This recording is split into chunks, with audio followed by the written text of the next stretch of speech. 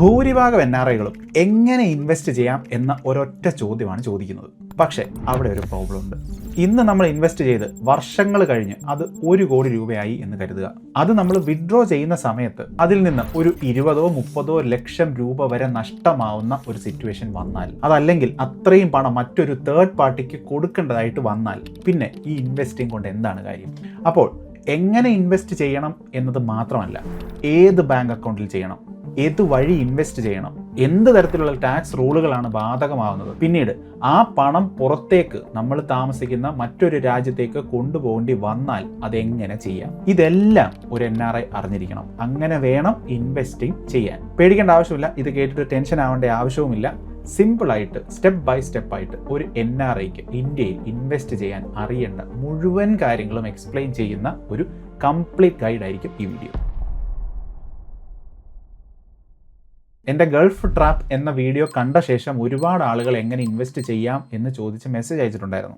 അവർക്കെല്ലാവർക്കുമുള്ള ഒരു ഉത്തരം കൂടിയാണ് ഈ വീഡിയോ. ഇത് 3 ഭാഗങ്ങളായിട്ടാണ് നമ്മൾ ഡീൽ ചെയ്യാൻ പോകുന്നത്. ഒന്നാമത്തത് ഫൗണ്ടേഷൻ, അതായത് ഏതൊക്കെ തരത്തിലുള്ള അക്കൗണ്ട് നമുക്ക് സെറ്റപ്പ് ചെയ്യാം എന്നത്. രണ്ടാമത് ഇൻവെസ്റ്റ്മെൻറ്റ് ഓപ്ഷൻസ്, ഓരോന്നും എങ്ങനെ തുടങ്ങാം, എന്ത് ചെയ്യാൻ പറ്റില്ല, എന്തൊക്കെ ചെയ്യാം, എല്ലാ കാര്യങ്ങളും. ഇനി മൂന്നാമത് ടാക്സും റിപ്പാട്രിയേഷൻസും. റിപ്പാട്രിയേഷൻ എന്ന് വെച്ച് കഴിഞ്ഞാൽ നിങ്ങളുടെ പണം പിന്നീട് പുറത്തേക്ക് പോകേണ്ടി വന്നാൽ എന്ത് ചെയ്യും എന്നുള്ള കാര്യം. ഈ ഒരു കാര്യം പെർമനൻ്റ് ആയിട്ട് ഇന്ത്യയിലേക്ക് തിരിച്ചു വന്ന് സെറ്റിൽ ചെയ്യാൻ തീരുമാനിക്കുന്ന ആളുകളാണ് എങ്കിലും, അതല്ലെങ്കിൽ ഗൾഫിൽ നിന്നും മറ്റുള്ള യൂറോപ്പ് കൺട്രീസിലേക്ക് മൂവ് ചെയ്യാൻ പ്ലാൻ ചെയ്യുന്ന ആളാണെങ്കിലും, അതല്ല നിങ്ങൾ പെർമനൻ്റ് ആയിട്ട് തന്നെ മൂവ് ചെയ്ത ഒരു NRI ആണെങ്കിൽ പോലും ഈ കാര്യങ്ങളും കൃത്യമായിട്ട് നിങ്ങൾ അറിഞ്ഞിരിക്കണം. ഈ മൂന്നാമത്തെ ഭാഗം ടാക്സും റിപ്പാട്രിയേഷനും, ഇത് മിക്ക ആളുകളും മിസ് ചെയ്തു പോകുന്ന ഭാഗമാണ്. എങ്ങനെ ഇൻവെസ്റ്റ് ചെയ്യാമെന്ന് മാത്രം അറിയാമായിരിക്കും, പക്ഷേ ഈ ഭാഗം അറിയില്ലായിരിക്കും. അപ്പോൾ അതുകൊണ്ട് തന്നെ തീർച്ചയായിട്ടും ഈ 3 ഭാഗങ്ങളും കൃത്യമായിട്ട് കാണുക. അപ്പോൾ ഈ ചാനലിലോട്ട് നിങ്ങൾ ആദ്യമായിട്ടാണ് വരുന്നത് എങ്കിൽ വെൽക്കം ഹോം. നമ്മളെ പോലെയുള്ള സാധാരണ ആളുകളുടെ ഫിനാൻസും ലൈഫും ഒക്കെ ബെറ്റർ ആക്കുന്ന തരത്തിലുള്ള വീഡിയോസാണ് ഞാനിവിടെ ചെയ്യാൻ ശ്രമിക്കുന്നത്.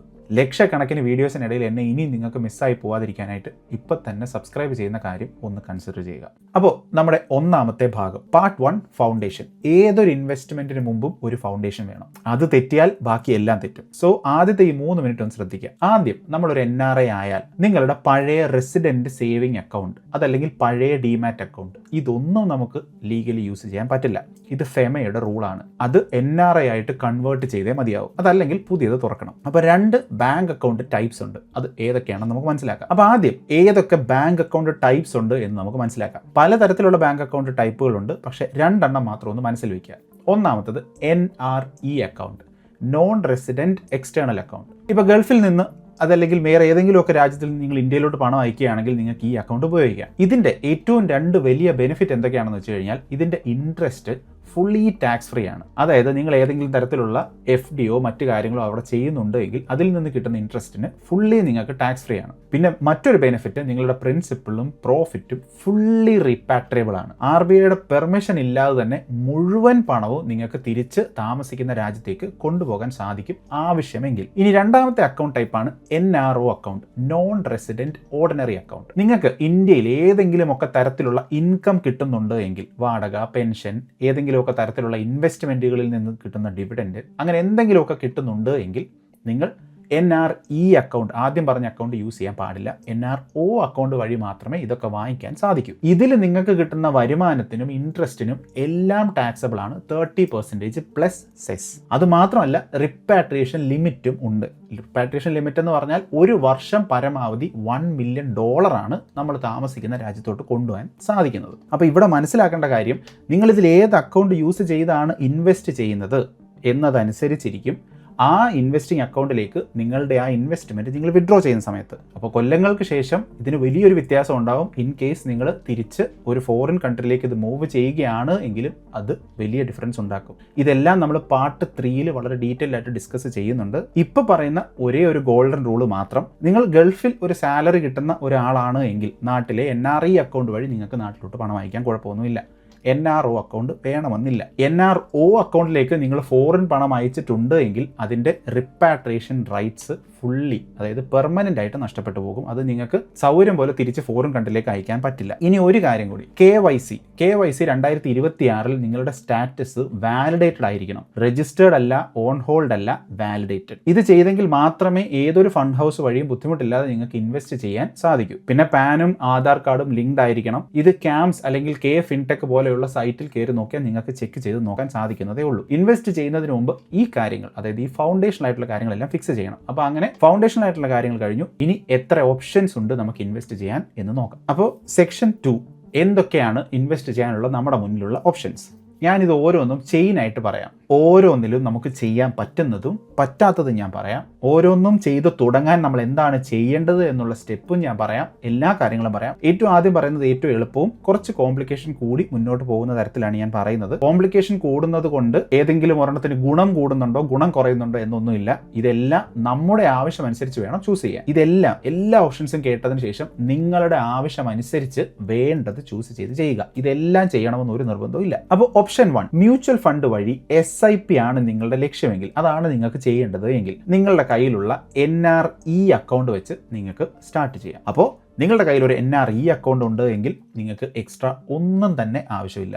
നേരിട്ട് നിങ്ങൾക്ക് തുടങ്ങാം. ഇപ്പോൾ ഗൾഫിലൊക്കെ ഉള്ള ഭൂരിഭാഗം NRIകൾക്കും ഏറ്റവും ബെസ്റ്റ് ആയിട്ടുള്ള ഒരു എൻട്രി പോയിന്റ് ഇതാണ്. ഇത് ചെയ്യുന്നതിനായിട്ട് നമുക്ക് PIS വേണ്ട, ഡിമാറ്റ് അക്കൗണ്ട് വേണ്ട, ഇതൊന്നും ആവശ്യമില്ല. PIS എന്താണ് എന്ന് നിങ്ങൾക്ക് അറിയില്ല എങ്കിൽ ഞാനത് ഒറ്റ വരിയിൽ പറയാം. മുന്നോട്ട് നമ്മൾ പറയുന്ന സമയത്ത് ഇതിനെപ്പറ്റി നമ്മൾ കൂടുതൽ ഡിസ്കസ് ചെയ്യാം. PIS എന്ന് പറഞ്ഞു കഴിഞ്ഞാൽ പോർട്ട്ഫോളിയോ ഇൻവെസ്റ്റ്മെന്റ് സ്കീം. അത് നമ്മൾ NRIകൾക്ക് ഡയറക്റ്റ് ആയിട്ട് ഷെയറുകൾ വാങ്ങിക്കാൻ വേണ്ടി RBI പെർമിഷൻ തരുന്ന ഒരു സിസ്റ്റമാണ്. ഡയറക്റ്റ് ആയിട്ട് ഷെയറുകൾ വാങ്ങിക്കാനായിട്ട്, ഷെയറും സ്റ്റോക്കുകളും വാങ്ങിക്കാനായിട്ട്, മ്യൂച്വൽ ഫണ്ട് അല്ല. അപ്പോൾ സ്റ്റോക്ക് വാങ്ങിക്കാൻ ഇത് നിർബന്ധമാണ്, പക്ഷേ മ്യൂച്വൽ ഫണ്ടിന് ഇത് വേണ്ട. അപ്പോൾ അതുകൊണ്ടാണ് ഞാൻ പറഞ്ഞത് മ്യൂച്വൽ ഫണ്ട് വാങ്ങിക്കാൻ ഈ ഒരു വഴിയിൽ കൂടെ പോയാൽ എളുപ്പമാണ് എന്നത്. അപ്പോൾ നിങ്ങൾക്ക് വേണ്ടത് ഒരു NRI അക്കൗണ്ടും വാലിഡേറ്റഡ് ആയിട്ടുള്ള KYCയും മാത്രം. ഇപ്പോൾ മാസം ഒരു 5000 10,000 ഒക്കെ ഓട്ടോ ഡെബിറ്റിൽ ഇട്ട് വെച്ച് കഴിഞ്ഞാൽ കൃത്യമായിട്ട് SIPയിലേക്ക് ഇത് കയറിപ്പോകും. അപ്പോൾ ഇത് എങ്ങനെ തുടങ്ങും? 1, NRI അക്കൗണ്ട് വേണം, അവിടെ KYC വാലിഡേറ്റഡ് ആണ് എന്ന് ഉറപ്പുവരുത്തുക. 2, NRI എനേബിൾ ചെയ്തിരിക്കുന്ന ഏതൊരു പ്ലാറ്റ്ഫോമും നിങ്ങൾക്ക് ചൂസ് ചെയ്യാം. അവിടെ കയറി നിങ്ങളുടെ ഈ NRE അക്കൗണ്ട് യൂസ് ചെയ്ത് നിങ്ങൾക്ക് ഒരു അക്കൗണ്ടും സെറ്റപ്പ് ചെയ്യാം. അവിടെ നിങ്ങൾക്ക് മ്യൂച്വൽ ഫണ്ട് വാങ്ങിച്ചും തുടങ്ങാം. ഇനി അടുത്തത് ഓപ്ഷൻ 2, ഡയറക്റ്റ് ഇക്വിറ്റി അല്ലെങ്കിൽ ഡയറക്റ്റ് സ്റ്റോക്ക് വയ PIS. അപ്പോൾ ഇവിടെ നമ്മൾ നേരത്തെ കണ്ട ഓപ്ഷനേക്കാൾ ഒരു പടി മുകളിലോട്ട് പോകുന്നുണ്ട്. നമ്മൾ നേരത്തെ കണ്ട ഓപ്ഷനിൽ നമ്മുടെ ലക്ഷ്യം മ്യൂച്വൽ ഫണ്ടിൽ ഇൻവെസ്റ്റ് ചെയ്യുക എന്നത് മാത്രമായിരുന്നു. ഇനി ഒരാൾക്ക് മ്യൂച്വൽ ഫണ്ടിൽ മാത്രം ഇൻവെസ്റ്റ് ചെയ്താൽ പോരാ, അയാൾക്ക് ഡയറക്റ്റ് സ്റ്റോക്കിലും കൂടി ഇൻവെസ്റ്റ് ചെയ്യണം. അപ്പോൾ അയാൾ എന്ത് ചെയ്യണം? നമ്മുടെ നേരത്തെ ഉണ്ടായിരുന്ന ആ NRE അക്കൗണ്ട് തന്നെ അതിൻ്റെ കൂടെ ഒരു PIS ലെറ്ററും കൂടെ ചേർക്കണം. ഡയറക്റ്റ് സ്റ്റോക്ക് എന്ന് വെച്ച് കഴിഞ്ഞാൽ നമ്മളിപ്പോൾ കേട്ടിട്ടുള്ള പോലെ റിലയൻസ്, TCS, HDFC ഇതിൻ്റെയൊക്കെ ഡയറക്റ്റ് ആയിട്ട് ഷെയർ വാങ്ങിക്കുന്നതാണ് ഡയറക്റ്റ് സ്റ്റോക്ക് അല്ലെങ്കിൽ ഷെയർ വാങ്ങിക്കുക എന്ന് പറയുന്നത്. അപ്പോൾ അതിന് വേണ്ടിയിട്ട് നമ്മൾ നമ്മുടെ PIS അക്കൗണ്ട് സെറ്റ് ചെയ്യണം. ഈ പോർട്ട്ഫോളിയോ ഇൻവെസ്റ്റ്മെന്റ് സ്കീം എന്ന് പറയുന്നത് ഒരു RBIയുടെ ഫ്രെയിംവർക്കാണ്. ബാങ്ക് നമുക്കൊരു PIS പെർമിഷൻ ലെറ്റർ ആദ്യം തരും. നമ്മൾ അപ്ലൈ ചെയ്യുന്ന സമയത്ത് നമുക്ക് ഏത് ബാങ്കിലും പോയി അപ്ലൈ ചെയ്യാൻ പറ്റില്ല. PIS പാർട്ട്ണർഷിപ്പ് ഉള്ള ബാങ്കുകളുണ്ട്. ആ ബാങ്കുകൾ എവിടെയും പോയി നമുക്ക് ഈ ആപ്ലിക്കേഷൻ കൊടുക്കാം. അപ്പോൾ നമുക്ക് ഏതൊരു സ്റ്റോക്കും വാങ്ങിക്കുന്നതും വിൽക്കുന്നതും ഒക്കെ നമ്മൾ ആ അക്കൗണ്ട് വഴി ആയിരിക്കണം. RBI കൃത്യമായിട്ട് ഇത് മോണിറ്ററും ചെയ്യും. ഈ ഒരു അക്കൗണ്ട് നമ്മൾ നമ്മുടെ NRE അക്കൗണ്ടുമായിട്ട് ലിങ്ക് ചെയ്ത് കഴിഞ്ഞാൽ നമുക്ക് കിട്ടുന്ന എല്ലാ ലാഭവും നമുക്ക് ഫുള്ളി റിപ്പാട്രിയബിൾ ആണ്. നമുക്ക് ഒരു റെസ്ട്രിക്ഷനും അവിടെ വരുന്നുമില്ല. ഇനി ഒരു ഇമ്പോർട്ടന്റ് പോയിന്റ് നമ്മൾ ശ്രദ്ധിക്കേണ്ടത്, ഈ PIS അക്കൗണ്ടിൽ നമുക്ക് ഇൻട്രാഡേ ട്രേഡിംഗ് ചെയ്യാൻ പറ്റില്ല, FNOയും ചെയ്യാൻ പറ്റില്ല. ലോങ് ടേം ഡെലിവറി ബേസ്ഡ് ആയിട്ടുള്ള ഇൻവെസ്റ്റിംഗ് മാത്രമേ നമുക്ക് ചെയ്യാൻ പറ്റൂ. അതായത് നമുക്കൊരു സ്റ്റോക്ക് വാങ്ങിച്ച് നമുക്ക് കുറേ കാലം ഹോൾഡ് ചെയ്ത് സൂക്ഷിച്ച് വെക്കാം, പിന്നീട് എപ്പോഴെങ്കിലും ഒക്കെ നമുക്ക് വിൽക്കാം. അതായത് ഇൻട്രാഡേ ട്രേഡിങ്ങോ ഫ്യൂച്ചേഴ്സ് ആൻഡ് ഓപ്ഷൻസോ ഈ അക്കൗണ്ട് വഴി ചെയ്യാൻ സാധിക്കില്ല. സോ അത് നോട്ട് ചെയ്ത് വയ്ക്കുക. നിങ്ങൾക്ക് ഇനി അതാണ് ചെയ്യേണ്ടത് എങ്കിൽ മറ്റുള്ള ഓപ്ഷൻസ് കൺസിഡർ ചെയ്യാം, മുന്നോട്ട് കാണുക. അപ്പോൾ ഈ ഓപ്ഷൻ എങ്ങനെ തുടങ്ങും? ഞാനിവിടെ പറഞ്ഞു തരേണ്ട കാര്യമില്ല. നിങ്ങൾ ഏതെങ്കിലും ഒരു നല്ല PIS പാർട്ട്നേർഡ് ആയിട്ടുള്ള ബാങ്ക്, എല്ലാം നമ്മുടെ HDFC, ICIC, axis, yes bank, അങ്ങനത്തെ മേജർ ആയിട്ടുള്ള എല്ലാ ബാങ്കുകളും ഈ PIS പാർട്ട്നേർഡ് ബാങ്കുകൾ തന്നെയാണ്. അവിടെ പോയി ഒരു PIS ലെറ്ററിന് വേണ്ടി അപ്ലൈ ചെയ്യുക.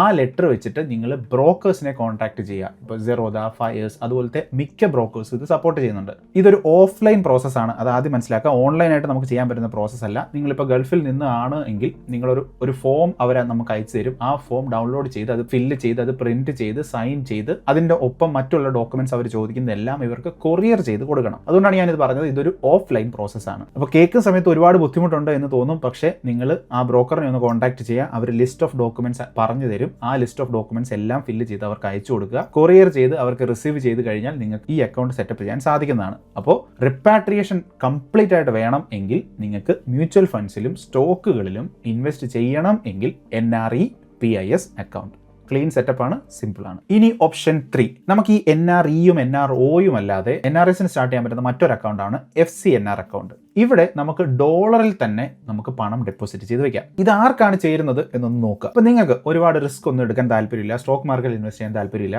നിങ്ങളുടെ കയ്യിലിരിക്കുന്ന ഡോളർ നിങ്ങൾക്ക് ഡോളറായിട്ട് തന്നെ സേവ് ചെയ്ത് വെക്കണം. അങ്ങനെയുള്ളവർക്കുള്ള ഏറ്റവും ബെസ്റ്റ് ഓപ്ഷനാണിത്, FCNR, foreign currency non resident deposit. ഇപ്പം നിങ്ങൾക്ക് ഏതെങ്കിലുമൊക്കെ തരത്തിൽ തോന്നുകയാണ് നിങ്ങൾ നാട്ടിലോട്ട് നിങ്ങൾ കുറേ പണം അയക്കുന്നുണ്ട്, പക്ഷേ ആ പണം റുപ്പിയിലാണ് കിടക്കുന്നത്, റുപ്പി ഇങ്ങനെ വീക്ക് ആയിക്കൊണ്ടേ ഇരിക്കുകയാണ്. അപ്പോൾ നിങ്ങൾക്ക് ഇഷ്ടമുള്ള മറ്റൊരു സ്ട്രോങ് ആയിട്ടുള്ള കറൻസിയിൽ ഇത് കീപ്പ് ചെയ്യണം എങ്കിൽ ഈ ഓപ്ഷൻ നിങ്ങൾക്ക് ചൂസ് ചെയ്യാം. അവിടെ കിട്ടുന്ന ഇൻട്രസ്റ്റ് ഫുള്ളി ടാക്സ് ഫ്രീ ആണ്. എല്ലാ സമയത്തും ഇത് ടാക്സ് ഫ്രീ അല്ല, ആ കാര്യങ്ങളൊക്കെ സ്പെസിഫിക് ആണ്, അത് ഓരോരുത്തർക്കും ഡിഫറെൻ്റ് ആയിരിക്കും. അപ്പോൾ അതുകൊണ്ട് ഇങ്ങനത്തെ കാര്യമൊക്കെ നിങ്ങൾ നിങ്ങളുടെ ടാക്സ് ഏജൻറ്റുമായിട്ട് സംസാരിക്കുക. ഇങ്ങനെ ഒരു ഓപ്ഷൻ ഉണ്ട് എന്ന് മാത്രമാണ് ഞാനിവിടെ പറയുന്നത്. ഇനി നമുക്കിത് എങ്ങനെ തുടങ്ങാം? നിങ്ങളുടെ ബാങ്കിൻ്റെ തന്നെ പോർട്ടലിൽ ലോഗിൻ ചെയ്ത് നോക്കുക. അവിടെ FCNR അക്കൗണ്ട് സ്റ്റാർട്ട് ചെയ്യാനും FCNR ഡെപ്പോസിറ്റ് ചെയ്യാനുള്ള ഓപ്ഷൻ അവിടെ തന്നെ ഉണ്ടാവും. അവിടെ നിങ്ങൾക്ക് ഏത് കറൻസിയാണ് എന്ന് ചൂസ് ചെയ്യാം. അതിനുശേഷം എത്ര നാളത്തേക്കാണ് നിങ്ങൾക്ക് ഇത് ഡെപ്പോസിറ്റ് ചെയ്യേണ്ടത് എന്ന് ചൂസ് ചെയ്യാം. നിങ്ങളുടെ കയ്യിലുള്ള NRE അക്കൗണ്ടിൽ നിന്നോ നിങ്ങൾ ഇപ്പോൾ ജീവിക്കുന്ന രാജ്യത്തെ ഓവർസീസ് അക്കൗണ്ടിൽ നിന്നോ നിങ്ങൾക്ക് പണം ഇങ്ങനെ ഡെപ്പോസിറ്റ് ചെയ്യാം. ഇനി ഓപ്ഷൻ 4, ഗിഫ്റ്റ് സിറ്റി. ഈ ഓപ്ഷൻ ആർക്കാണ് ചേരുന്നത് എന്ന് ചോദിച്ചു കഴിഞ്ഞാൽ, നിങ്ങൾക്ക് പണം വെറുതെ ഇടാൻ താല്പര്യമില്ല, നിങ്ങളുടെ പണം ഗ്രോ ചെയ്യണം, പക്ഷേ നിങ്ങൾക്ക് റുപ്പിയിലിടാനും താല്പര്യമില്ല, നിങ്ങൾക്കത് ഡോളറിൽ തന്നെ കിടക്കണം. കുറേ വർഷങ്ങളായിട്ട് നമ്മുടെ കയ്യിൽ ഉണ്ടായിരുന്ന ഒരു ഓപ്ഷനാണ്, പക്ഷേ നമ്മൾ ആരും ഇത് തിരിച്ചറിഞ്ഞിട്ടില്ല. ഈ അടുത്ത കാലത്താണ് ഇത് കുറച്ച് പോപ്പുലർ ആയിട്ട് വന്നിരിക്കുന്നത്. അപ്പോൾ ഗിഫ്റ്റ് സിറ്റി എന്നാൽ Gujarat international finance tech city. ഏറ്റവും സ്ട്രേഞ്ച് ആയിട്ടുള്ള കാര്യം എന്താണെന്ന് വെച്ച് കഴിഞ്ഞാൽ, ഇത് ലൊക്കേറ്റ് ചെയ്യുന്നത് ഇന്ത്യയിലാണ്, പക്ഷേ ലീഗലി ഇതിനെ ഒരു ഫോറിൻ ടെറിട്ടറി ആയിട്ടാണ് ട്രീറ്റ് ചെയ്യുന്നത്. ഇപ്പോൾ സിംഗപ്പൂർ പോലെയോ അതല്ലെങ്കിൽ ദുബായ് പോലെയോ ഒരു ഓഫ് ഷോർ സെൻറ്റർ ആയിട്ടാണ് കൺസിഡർ ചെയ്യുന്നത്. പക്ഷേ ഇത് ലൊക്കേറ്റ് ചെയ്യുന്നത് ഗുജറാത്തിലാണ്. അവിടുത്തെ കറൻസി ഡോളറാണ്. നമുക്ക് അവിടെ എന്തൊക്കെ ചെയ്യാം? ഡോളർ ഡെനോമിനേറ്റഡ് ആയിട്ടുള്ള ഗിഫ്റ്റ് സിറ്റി മ്യൂച്വൽ ഫണ്ടുകൾ, അവിടെ നമുക്ക് നമ്മുടെ പണം ഡെപ്പോസിറ്റ് ചെയ്യാം. USD ഫിക്സ്ഡ് ഡെപ്പോസിറ്റ് ഉണ്ട്, നമുക്ക് അവിടെ നമുക്ക് നമ്മുടെ പണം ഡെപ്പോസിറ്റ് ചെയ്യാം. ഗ്ലോബൽ ആയിട്ടുള്ള സ്റ്റോക്കുകൾ നമുക്ക് വാങ്ങിക്കാം, ഡോളർ ഉപയോഗിച്ച് നേരിട്ട് വാങ്ങിക്കാം. ഇവിടെ നമുക്ക് ടാക്സ് ബെനിഫിറ്റ് ഉണ്ട്. അതായത് ഇൻകം ടാക്സ് ആക്ടിന്റെ സെക്ഷൻ 10(4)(d) പ്രകാരം NRIസിന് കിട്ടുന്ന ലാഭം ഇന്ത്യയിൽ എക്സെപ്റ്റ് ആണ്. പക്ഷെ ഒരു കാര്യം ശ്രദ്ധിക്കണം, ഇത് ടാക്സ് ഫ്രീ എന്ന് പറയുന്നത് ഇന്ത്യയിലാണ് ടാക്സ് ഫ്രീ. നിങ്ങൾ താമസിക്കുന്ന രാജ്യത്ത് ടാക്സ് കൊടുക്കേണ്ടി വന്നാൽ അവിടെ അത് കൊടുക്കണം. ഇപ്പോൾ UAE പോലത്തെ രാജ്യത്ത് ടാക്സ് ഇല്ലെങ്കിൽ അവിടെ കൊടുക്കേണ്ട ആവശ്യമില്ല. വേറെ ഏതെങ്കിലും രാജ്യത്താണ് നിങ്ങൾ ജീവിക്കുന്നതെങ്കിൽ തീർച്ചയായിട്ടും അവിടെ ടാക്സ് കൊടുക്കേണ്ടതായിട്ട് വരും. ഈ ഗിഫ്റ്റ് സിറ്റിയിൽ തന്നെ FD ഉണ്ട്. ഞാൻ ഓൾറെഡി നേരത്തെ പറഞ്ഞ പോലെ NRE അക്കൗണ്ടോ NRO അക്കൗണ്ടോ വെച്ചിട്ടൊക്കെ നമുക്ക് ഈ FDയും തുടങ്ങാൻ സാധിക്കുന്നതാണ്. അതും ഡോളറിൽ തന്നെ നമുക്ക് ചെയ്യാം. അപ്പോൾ ശ്രദ്ധിക്കേണ്ട കാര്യം, ഈ ഗിഫ്റ്റ് സിറ്റി വർക്ക് ചെയ്യുന്നത് RBIയുടെ കീഴിലല്ല, IFSCയുടെ കീഴിലാണ്. അതും ഒരു ഗവൺമെന്റ് ഏജൻസി തന്നെയാണ് എന്ന് മനസ്സിലാക്കുക. അപ്പോൾ ഗിഫ്റ്റ് സിറ്റിയിൽ ഇൻവെസ്റ്റ് ചെയ്യാനായിട്ട് എങ്ങനെ നമ്മൾ തുടങ്ങും? ഒന്ന്, IFSCയുടെ രജിസ്റ്റേർഡ് ആയിട്ടുള്ള ഏതെങ്കിലും ഒരു പ്ലാറ്റ്ഫോം ചൂസ് ചെയ്യുക. Passport, address proof, pan, visa തുടങ്ങിയ കാര്യങ്ങളെല്ലാം കൊടുത്ത് നിങ്ങൾ നിങ്ങളുടെ KYC ചെയ്യുക. ഓവർസീസ് അക്കൗണ്ടോ FCNR അക്കൗണ്ടോ NRE അക്കൗണ്ടോ ഒക്കെ വെച്ച് നിങ്ങൾക്ക് ഇവിടെ നിങ്ങളുടെ ഇൻവെസ്റ്റിംഗ് ജേർണി സ്റ്റാർട്ട് ചെയ്യാം. ഇനി ഓപ്ഷൻ 5, ഗവൺമെന്റ് സെക്യൂരിറ്റീസ്. ഈ ഒരു സംഭവത്തിനെ ഞാൻ സേഫ്റ്റി ബ്രാഞ്ചിലേക്കാണ് ചേർത്ത് വെക്കുന്നത്. ഗവൺമെന്റ് ബാക്ക്ഡ് ആയിട്ടുള്ള ഒരു കുറച്ചും കൂടെ സേഫ് ആയിട്ടുള്ള ഓപ്ഷൻ, വളരെ കുറച്ച് പേർക്ക് മാത്രം അറിയാവുന്ന ഒരു ക്ലീൻ ആയിട്ടുള്ള ഒരു ഓപ്ഷനാണിത്. GSEC അല്ലെങ്കിൽ ഗവൺമെന്റ് സെക്യൂരിറ്റി. അതായത് നിങ്ങൾ ഇന്ത്യ ഗവൺമെന്റിന് നേരിട്ട് കടം കൊടുക്കുന്നു. NRIകൾക്ക് അത് FAR, ഫുള്ളി അക്സസിബിൾ റൂട്ട് വഴി ചെയ്യാം. ഏറ്റവും വലിയ സൗകര്യം ഇതിന് ഞാൻ നേരത്തെ പറഞ്ഞ പോലെ PISO അതല്ലെങ്കിൽ അങ്ങനത്തെ കോംപ്ലിക്കേറ്റഡ് ആയിട്ടുള്ള സംഭവങ്ങൾ ഒന്നും വേണ്ട. പക്ഷെ ഇത് ആർക്കാണ് ചേരുന്നത്? നിങ്ങൾക്ക് സ്റ്റോക്ക് മാർക്കറ്റിലോ ഇക്വിറ്റിയുടെ റിസ്കോ ഒന്നും വേണ്ടാത്ത ആളുകൾക്ക്, പ്രെഡിക്റ്റബിൾ ആയിട്ടുള്ള ഫിക്സ്ഡ് ആയിട്ടുള്ള ഇൻകം വേണം എന്ന് തോന്നുന്ന ആളുകൾക്ക് മാത്രമാണ് ഇത് ചേരുന്നത്. ഇത് നമുക്ക് എങ്ങനെ തുടങ്ങാം? RBI ഡയറക്റ്റ് റീറ്റെയിൽ എന്ന് പറയുന്ന ഈ ഒരു വെബ്സൈറ്റിൽ തന്നെ നിങ്ങൾക്ക് NRI ആയിട്ട് രജിസ്റ്റർ ചെയ്യാം. അതല്ലെങ്കിൽ ഏതെങ്കിലും ഒക്കെ ബ്രോക്കർ വഴിയും നിങ്ങൾക്ക് ഇത് രജിസ്റ്റർ ചെയ്യാം. നിങ്ങളുടെ NRI NRO അക്കൗണ്ട് ഒക്കെ ഇതിൽ നിങ്ങൾക്ക് ലിങ്ക് ചെയ്ത് ഇൻവെസ്റ്റ് ചെയ്ത് തുടങ്ങാം. ഇനി ഓപ്ഷൻ 6, നോൺ PIS അക്കൗണ്ട്. ഭൂരിഭാഗം ആളുകൾക്കും വേണ്ടത് ഈ അക്കൗണ്ട് തന്നെയായിരിക്കും. അത് മാത്രമല്ല, ഏറ്റവും കൂടുതൽ ആളുകൾക്ക് ഏറ്റവും പ്രാക്ടിക്കൽ ആയതും ഇത് തന്നെ ആയിരിക്കും. നമ്മൾ നേരത്തെ ഓപ്ഷൻ 2 പറഞ്ഞ സമയത്ത് PISന്റെ റെസ്ട്രിക്ഷനെ പറ്റി പറഞ്ഞിട്ടുണ്ടായിരുന്നു. അതായത് ബാങ്കിന്റെ ലെറ്റർ വേണം, FNO പറ്റില്ല, ഇങ്ങനത്തെ കാര്യങ്ങളൊക്കെ. അത് മാത്രമല്ല അവിടെ കോസ്റ്റും കൂടുതലാണ്. ഈസി ആയിട്ട് അതെല്ലാം ചെയ്യാൻ സാധിക്കുന്ന ഒരു മാർഗ്ഗമുണ്ട് എന്ന് ഞാൻ അപ്പോൾ പറഞ്ഞിരുന്നു. ഇതാണ് ആ വഴി. NRI DMAT അക്കൗണ്ട് എന്ന് പറയുന്നത് ശരിക്കും 2 തരം അക്കൗണ്ടാണ്. ഒന്ന് PIS അക്കൗണ്ട്, അത് നമ്മൾ നേരത്തെ കണ്ടത്. ബാങ്കിന്റെ PIS ലെറ്റർ വാങ്ങിച്ച് നമ്മൾ എടുക്കുന്ന അക്കൗണ്ട്. അത് റിപ്പാട്രിബിൾ ആണ്, ഡയറക്റ്റ് സ്റ്റോക്ക് നമുക്ക് വാങ്ങിക്കാം. അത് NRE അക്കൗണ്ടുമായിട്ടാണ് ലിങ്ക് ചെയ്തിരിക്കുന്നത്. പക്ഷേ ലോങ് ടേം ഇക്വിറ്റി മാത്രമേ വാങ്ങിക്കാൻ പറ്റൂ, FNO ഒന്നും ചെയ്യാൻ പറ്റില്ല, കോസ്റ്റും കൂടുതലാണ്. ഇനി അടുത്തത് നോൺ PIS അക്കൗണ്ട്. ഇവിടെ PIS ലെറ്ററിന്റെ ആവശ്യമില്ല. NRO അക്കൗണ്ടുമായിട്ടാണ് നമ്മളിത് ലിങ്ക് ചെയ്യാൻ പോകുന്നത്. ഇവിടെ മ്യൂച്വൽ ഫണ്ട് വാങ്ങിക്കാം, IPO, ബോണ്ട്, FNO എല്ലാം നമുക്ക് ഇതിൽ ചെയ്യാം. കോസ്റ്റ് കുറവാണ്, ഫ്യൂവർ റെസ്ട്രിക്ഷൻസ് ആണ് ഇവിടെ ഉള്ളത്. നമ്മൾ മിക്ക ആളുകളും സെറോദ പോലെയുള്ള ബ്രോക്കറിനെയോ അതല്ലെങ്കിൽ ഫയേഴ്സ് പോലെയുള്ള ബ്രോക്കറിനെയോ ഒക്കെ കോൺടാക്ട് ചെയ്യാൻ ഇവരെല്ലാം റെക്കമെൻഡ് ചെയ്യാൻ പോകുന്നതും ഈ നോൺ PIS റൂട്ടാണ്. ലോവർ കോസ്റ്റ് ആണ്, ഫ്യൂവർ റെസ്ട്രിക്ഷൻസ് ആണ്, എളുപ്പമുള്ള ഒരു ഇൻവെസ്റ്റിംഗ് എക്സ്പീരിയൻസ് ആണ് നമുക്ക് കിട്ടുന്നത്. അപ്പോൾ അതുകൊണ്ടാണ് ഞാൻ നേരത്തെ പറഞ്ഞത് ഭൂരിഭാഗം ആളുകൾക്കും ഏറ്റവും ഈസി ആയിട്ടും പ്രാക്ടിക്കലായിട്ടും ചെയ്യാൻ പറ്റുന്ന ഈ നോൺ PIS റൂട്ടാണ് എന്നത്. പേഴ്സണലി എനിക്കും ഇങ്ങനെ ഒരു നോൺ PIS അക്കൗണ്ട് ഉണ്ട്. അപ്പോൾ ഞാൻ ഡോക്യുമെന്റ് എല്ലാം കൊറിയർ ചെയ്താണ് ഈ ബ്രോക്കറിന് കൊടുത്തത്. ഞാൻ യൂസ് ചെയ്യുന്ന ബ്രോക്കർ ഏതാണ് എന്ന് ഞാൻ പറയുന്നില്ല, ആ ബ്രോക്കറിന് ഞാൻ കൊടുത്തത്. ഓർബിസിന്റെ ടാക്സ് ഫോം, വിസ, ന്യൂസിലൻഡിലെ അഡ്രസ് പ്രൂഫ്, പാസ്പോർട്ട്, 6 മാസത്തെ സ്റ്റേറ്റ്മെന്റ്, പിന്നെ നമ്മൾ തൊട്ട് മുമ്പത്തെ 6 മാസത്തിൽ നമ്മൾ ഇന്ത്യയിൽ എൻട്രി ചെയ്തതായിട്ടുള്ള ഒരു സ്റ്റാമ്പ് വേണം, അത് നിർബന്ധമാണ്. ഈ കാര്യങ്ങളെല്ലാം നമ്മൾ ഒരു എൻവലപ്പിലാക്കി അവർ തന്നിരിക്കുന്ന ഫോം എല്ലാം ഫില്ല് ചെയ്ത് അവർക്ക് കൊറിയർ ചെയ്ത് കൊടുത്താൽ നമുക്ക് അക്കൗണ്ട് എത്രയും പെട്ടെന്ന് സെറ്റപ്പ് ചെയ്ത് കിട്ടും. അപ്പോൾ ഇത് എങ്ങനെ തുടങ്ങും? ആദ്യം തന്നെ സിമ്പിൾ ഓപ്ഷൻ ഞാൻ പറഞ്ഞുതരാം. നിങ്ങൾ ചൂസ് ചെയ്ത ബ്രോക്കറിന് മെയിൽ അയക്കുക, അവരോട് ഡീറ്റെയിൽസ് ചോദിക്കുക. ഇവരാദ്യം ഇത് സപ്പോർട്ട് ചെയ്യുന്നുണ്ടോ എന്ന് മനസ്സിലാക്കുക. സെറോദയും ഫയേഴ്സും എല്ലാവരും സപ്പോർട്ട് ചെയ്യുന്നുണ്ട്. അവർ ചോദിക്കുന്ന ഡോക്യുമെന്റുകളെല്ലാം കൊറിയർ ചെയ്ത് കൊടുക്കുക. ബാക്കി കാര്യങ്ങളെല്ലാം അവർ ചെയ്ത് നമുക്ക് നമ്മുടെ അക്കൗണ്ട് സെറ്റപ്പ് ചെയ്ത് തരും. അപ്പോൾ ഈ 6 ഓപ്ഷൻസ് ആണ് ഇന്ന് ഞാൻ വീഡിയോ ചെയ്യുമ്പോൾ നിലവിലുള്ളത് എന്നാണ് എൻ്റെ വിശ്വാസം. ഇതല്ലാത്ത മറ്റ് ഓപ്ഷൻസ് ഉണ്ട് എങ്കിൽ നിങ്ങൾക്ക് അറിയാവുന്ന ആൾക്ക് താഴെ പറയാവുന്നതാണ്. ഇനി നാളെ ഇതിനേക്കാളും കൂടുതൽ ഓപ്ഷൻസ് വന്നേക്കാം. ആ സമയത്ത് ആവശ്യമെങ്കിൽ അങ്ങനെ ഒരു വീഡിയോ ഞാൻ തീർച്ചയായിട്ടും ചെയ്യാം. ഇനി പാർട്ട് 3, ടാക്സ് ആൻഡ് റിപ്പാട്രിയേഷൻ. ഇതാണ് തുടക്കത്തിൽ ഞാൻ പറഞ്ഞ ഭൂരിഭാഗം ആളുകൾ മിസ് ചെയ്യുന്ന ഭാഗം. ശ്രദ്ധിച്ച് കേൾക്കണം. കാരണം ഇതറിയാത്തതുകൊണ്ടാണ് ആളുകൾ റിഡംഷൻ ചെയ്യുന്ന സമയത്ത് അവർക്ക് വലിയ ഷോക്ക് ഉണ്ടാകുന്നത്. അപ്പോൾ ആദ്യത്തെ നമ്മുടെ ചോദ്യത്തിൻ്റെ ഉത്തരം TDS.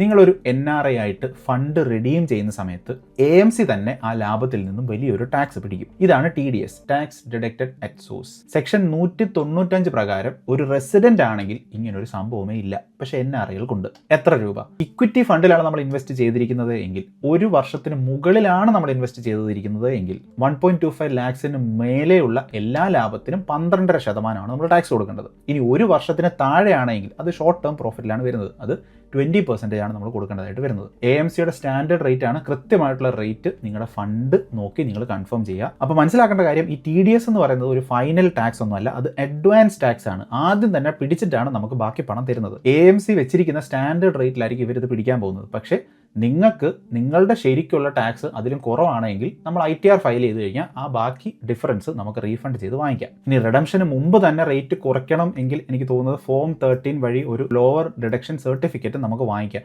ആധികാരികമായിട്ട് ആ കാര്യങ്ങളൊന്നും ഞാൻ പറയുന്നില്ല. നിങ്ങൾ നിങ്ങളുടെ ടാക്സ് ഏജന്റുമായിട്ട് ഈ കാര്യങ്ങൾ സംസാരിക്കുക. ഇനി രണ്ടാമത് DTAA, double taxation avoidance agreement. അതായത് ഇന്ത്യക്ക് UAE, Saudi, Qatar, Kuwait, Oman മിക്ക ഗൾഫ് രാജ്യങ്ങളുമായിട്ടും ഓൾറെഡി ടാക്സ് ട്രീറ്റി ഉണ്ട്. അവിടെ മാത്രമല്ല യൂറോപ്യൻ കൺട്രീസും ഓഷ്യാനയിലുള്ള കൺട്രീസിനും ഒക്കെ ആയിട്ട് ഇന്ത്യക്ക് ഈ ഡബിൾ ടാക്സേഷൻ ട്രീറ്റി ഉണ്ട്. അപ്പോൾ ഇതുള്ളത് കൊണ്ട് തന്നെ നിങ്ങൾ 2 രാജ്യത്തും ഒരേ പ്രോഫിറ്റിന് ടാക്സ് കൊടുക്കേണ്ടതായിട്ട് വരുന്നില്ല. ഇനി ഗൾഫ് പോലത്തെ രാജ്യത്താണ് നിങ്ങൾ താമസിക്കുന്നത് എങ്കിൽ UAEയിൽ ഓൾറെഡി നിങ്ങൾക്ക് ടാക്സ് ഇല്ല. അപ്പോൾ അതുകൊണ്ട് തന്നെ നിങ്ങൾക്ക് ഡബിൾ ബെനിഫിറ്റ് ആണ് കിട്ടാൻ പോകുന്നത്. ഇപ്പോൾ നല്ലൊരു ടാക്സ് ഏജന്റ് ഉണ്ടെങ്കിൽ നിങ്ങളുടെ AMC പിടിച്ച TDS പോലും നിങ്ങൾക്ക് തിരിച്ച് റീഫണ്ട് ആയിട്ട് എങ്ങനെയെങ്കിലുമൊക്കെ വാങ്ങിച്ചെടുക്കാൻ സാധിക്കും. ഇതിനുവേണ്ടി നിങ്ങൾ ചെയ്യേണ്ടത് NRI അക്കൗണ്ട് വഴി ഇൻവെസ്റ്റ് ചെയ്യുക, ഒരു TRC വാങ്ങിക്കുക, പിന്നെ ഫോം 10F സബ്മിറ്റ് ചെയ്യുക, പിന്നെ ITR ഫയൽ ചെയ്യുക. വീണ്ടും ഞാൻ ഒരുപാട് ഇതിനെപ്പറ്റി സംസാരിക്കുന്നില്ല. നിങ്ങൾ നിങ്ങളുടെ ടാക്സ് ഏജന്റുമായിട്ട് സംസാരിക്കുക. ഒരു ഇമ്പോർട്ടൻറ്റ് വാർണിംഗ് ഇവിടെ ഉള്ളത്, നിങ്ങൾ USA കാനഡയിലോ ആണ് എങ്കിൽ അവിടെ PFIC എന്നൊരു കോംപ്ലിക്കേറ്റഡ് ആയിട്ടുള്ള റൂൾ ഉണ്ട് ഇന്ത്യയിലുള്ള മ്യൂച്വൽ ഫണ്ടുകൾക്ക്. പിന്നെ ചില AMCകൾ US കാനഡയിലോ ഉള്ളവർക്കാണെങ്കിൽ അവർക്ക് സപ്പോർട്ട് തന്നെ ചെയ്യുന്നില്ല. അങ്ങനെയല്ല ശരിക്കും പറയേണ്ടത്, മിക്ക AMCകളും സപ്പോർട്ട് ചെയ്യുന്നില്ല എന്ന് വേണം പറയാൻ. അപ്പോൾ അതുകൊണ്ട് തന്നെ നിങ്ങൾ കൃത്യമായിട്ട് US കാനഡയും ഉള്ള ആളുകളാണെങ്കിൽ നിങ്ങളെ സപ്പോർട്ട് ചെയ്യുന്ന ഒരു AMCയെ തപ്പിപ്പിടിക്കാൻ ശ്രമിക്കുക. നിങ്ങളുടെ CPAയോട് സംസാരിച്ച കൂടുതൽ വിവരങ്ങൾ അവിടെ നിന്നായിരിക്കും കിട്ടാൻ പോകുന്നത്. ഇപ്പോൾ ഗൾഫിലുള്ളവർക്കോ മറ്റുള്ള NRIസിനും ഈ പ്രശ്നങ്ങളൊന്നും വരുന്നില്ല. നിങ്ങൾക്ക് ഞാൻ നേരത്തെ പറഞ്ഞ കാര്യങ്ങളെല്ലാം കൃത്യമായിട്ട് ഫോളോ ചെയ്യാം. അപ്പോൾ ചെറിയൊരു കാര്യം കൂടെ പറയാം. നിങ്ങൾ NRI അക്കൗണ്ട് വഴിയാണെങ്കിൽ നിങ്ങൾക്ക് കിട്ടിയ പ്രോഫിറ്റും നിങ്ങളുടെ ലാഭവും എല്ലാം ലിമിറ്റ് ഇല്ലാതെ നിങ്ങൾ തിരിച്ച് നിങ്ങളുടെ രാജ്യത്തോട്ട് കൊണ്ടുപോകാം, നിങ്ങൾ ജീവിക്കുന്ന രാജ്യത്തോട്ട് കൊണ്ടുപോകാം. ഇനി NRO അക്കൗണ്ട് ആണ് എങ്കിൽ നിങ്ങൾക്ക് അവിടെ റിപ്പാട്രിയേഷന് ചെറിയ ലിമിറ്റേഷൻസ് ഒക്കെ ഉണ്ട്. ഒരു വർഷം $1 മില്യൺ മുകളിൽ കൊണ്ടുപോകാൻ പറ്റില്ല. ഓർക്കുന്നുണ്ടോ ഞാൻ ആദ്യം പറഞ്ഞത്? ഏത് അക്കൗണ്ടിലേക്ക് അയക്കുന്നു എന്നതിന് വലിയ വ്യത്യാസം ഭാവിയിൽ ഉണ്ടാകും എന്ന് ഞാൻ പറഞ്ഞത്. ഇതാണ് ആ വ്യത്യാസം. ഫോറിൻ പണം നമ്മൾ NROയിലേക്കാണ് അയച്ചത് എങ്കിൽ ആ 1 മില്യൺ ലിമിറ്റും പേപ്പർ വർക്കും നിങ്ങൾ പെർമനന്റ് ആയിട്ട് ചെയ്യേണ്ടതായിട്ട് വരും.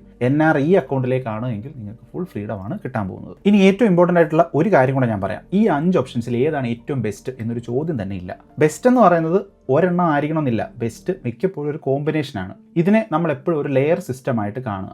ലെയർ 1 ഒരു സേഫ്റ്റിയാണ്. ഒരു എമർജൻസിക്കായിട്ട് നമുക്ക് സേഫ് ആയിട്ട് വെക്കണമെങ്കിൽ നമ്മൾ നേരത്തെ പറഞ്ഞ FCNRO അതല്ലെങ്കിൽ ഗിഫ്റ്റ് സിറ്റിയോ US ഡോളർ വെക്കാൻ പറ്റുന്ന FDയോ അതല്ലെങ്കിൽ GSECO ഒക്കെ നമുക്ക് ഉപയോഗിക്കാം. അവിടെ പണം ഒരുപാട് വളരാൻ പോകുന്നില്ല, പക്ഷേ സേഫായിട്ട് നമുക്ക് കീപ്പ് ചെയ്യാൻ ഈ ഓപ്ഷൻസ് യൂസ് ചെയ്യാം. ഇനി ലെയർ 2 അവിടെ ഗ്രോത്ത് ആണ്. നിങ്ങൾക്ക് മ്യൂച്വൽ ഫണ്ടിലെ SIPയോ ലോങ് ടേം, അതായത് 7 വർഷത്തിന് മുകളിലൊക്കെ നിങ്ങൾ ഇൻവെസ്റ്റ് ചെയ്യുകയാണെങ്കിൽ നിങ്ങൾക്ക് അങ്ങനത്തെ ഓപ്ഷൻസ് ചൂസ് ചെയ്യാം. ഇനി ലെയർ 3 ഡൈവേഴ്സിഫിക്കേഷൻ ആണ്. നിങ്ങൾക്ക് ഡയറക്റ്റ് സ്റ്റോക്ക് വാങ്ങിക്കണമെങ്കിലോ അല്ലെങ്കിൽ ഗിഫ്റ്റ് സിറ്റി വഴി ഗ്ലോബൽ ഫണ്ടിലേക്കുള്ള ഡൈവേഴ്സിഫിക്കേഷൻ കിട്ടണമെങ്കിലോ നിങ്ങൾക്ക് അവിടെയും കുറച്ച് ഡൈവേഴ്സിഫിക്കേഷൻ ചെയ്യാം. അപ്പോൾ ഏതാണ് ബെസ്റ്റ് എന്നുള്ളൊരു ചോദ്യം തന്നെ ഇല്ല. എൻ്റെ ഈ 3 ലെയറുകളും ഞാൻ എത്ര വീതം വീതിക്കണം എന്നുള്ള ചോദ്യമാണ്. അത് നിങ്ങൾ തീരുമാനിച്ച് എടുക്കേണ്ട കാര്യമാണ്. കൂടുതൽ ഇത് ചെയ്തു തുടങ്ങുന്ന സമയത്ത് നിങ്ങൾക്ക് തന്നെ ക്ലാരിറ്റി കിട്ടും. അപ്പോൾ ഗൾഫ് ട്രാപ്പിൻ്റെ വീഡിയോ ഞാൻ തുടങ്ങിയത് തന്നെ ഒരു പ്രോബ്ലം പറഞ്ഞുകൊണ്ടാണ്. പല ആളുകളും അതിൽ കമൻറ്റ് ചെയ്തതായിട്ട് കണ്ടു, ഗൾഫിൽ പോകുന്നത് നല്ല കാര്യമാണ്, ഇന്ത്യയിൽ നിന്നിട്ട് എന്താണ് കാര്യം എന്നൊക്കെ. ആ വീഡിയോയിൽ ഞാൻ ഗൾഫിൽ പോകുന്നത് മണ്ടത്തരമാണ്, ഇന്ത്യയിൽ നിൽക്കുന്നതാണ് നല്ലത് എന്നൊന്നും എവിടെയും പറഞ്ഞിട്ടില്ല. അത് മനസ്സിലായ ആളുകൾ കൃത്യമായിട്ട് താഴെ കമൻറ്റിൽ അത് ഷെയറും ചെയ്തിട്ടുണ്ടായിരുന്നു. ശ്രദ്ധയോടെ അത് കേട്ട് ഞാൻ പറഞ്ഞ കാര്യം എന്താണ് എന്ന് മനസ്സിലാക്കി മാറാൻ ശ്രമിക്കുന്ന ആളുകൾക്ക് വേണ്ടിയിട്ടാണ് ഇങ്ങനെ ഇത്രയും എഫേർട്ട് എടുത്ത് ഈ വീഡിയോ ഞാനിവിടെ ചെയ്യുന്നത്. അപ്പോൾ ഈ വീഡിയോ കണ്ട് തീരുന്ന സമയത്ത് നിങ്ങൾക്ക് ഒരു കംപ്ലീറ്റ് മാപ്പ് കിട്ടുമെന്നാണ് ഞാൻ വിശ്വസിക്കുന്നത്. 5 ഓപ്ഷൻസ് ഉണ്ട്, 3 ലെയർ ഉണ്ട്, ടാക്സിൻ്റെ മാപ്പും ഞാൻ ബേസിക് ആയിട്ട് ഒന്ന് പറഞ്ഞു പോയിട്ടുമുണ്ട്. അപ്പോൾ ഡൗട്ട്സ് ഉണ്ടെങ്കിൽ നിങ്ങൾ താഴെ ചോദിക്കുക. ഏതെങ്കിലും ഒരു സെക്ഷൻ ഇനിയും ഡീറ്റെയിൽഡ് ആയിട്ട് ചെയ്യണമെന്നുണ്ടെങ്കിൽ നമുക്ക് അതും ചെയ്യാം. ഇനി ഇതൊന്നുമല്ല, NRIസിന് ഒരു റിട്ടയർമെൻറ്റ് പ്ലാൻ അല്ലെങ്കിൽ റിട്ടയർമെൻറ്റ് റോഡ് മാപ്പ് ചെയ്യുന്ന ഒരു വീഡിയോ നിങ്ങൾക്ക് വേണമെങ്കിൽ നിങ്ങൾ അതും കമൻറ്റിൽ പറയുക. വേണമെങ്കിൽ നമുക്ക് അങ്ങനെയും ഒരു കാര്യം പ്ലാൻ ചെയ്യാം. അപ്പോൾ അടുത്ത വീഡിയോയിൽ കാണാം.